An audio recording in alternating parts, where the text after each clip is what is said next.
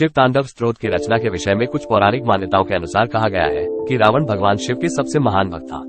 रावण ने महादेव को अपना इष्ट देव और गुरु दोनों माना था। एक दिन जब रावण के मन में एक ख्याल आया कि मैं इस सोने की लंका में रहता हूँ और मेरे इष्ट भगवान शिव कैलाश पर्वत पर रहते हैं, वहाँ उनको कितनी असुविधा होती होगी। तब उसने सोचा क्यों न भगवान शिव को भी लंका में ही ले आए।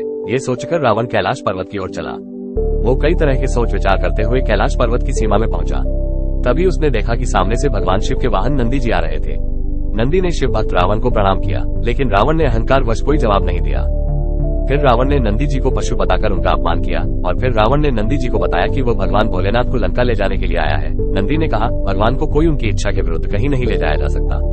तब रावण ने कहा इस पहाड़ पर महादेव को बहुत ही असुविधा होती है, इसलिए मैं उनको लंका में ले जाऊंगा, जिससे वे वहाँ वे सभी सुख सुविधाओं के साथ रहेंगे। तब नंदी जी ने कहा अगर भगवान शिव तुम्हारी यह बात न माने तो।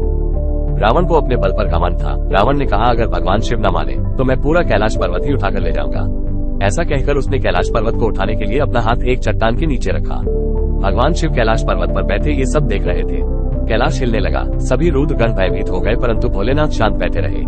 जब उसने पूरा हाथ पर्वत की चट्टान के नीचे फंसा दिया, तब भोलेनाथ ने मात्र अपने पैर के अंगूठे से कैलाश पर्वत को दबा दिया। ऐसा करते ही दशानन रावण का हाथ पर्वत के नीचे फंस गया और निकल नहीं पा रहा था।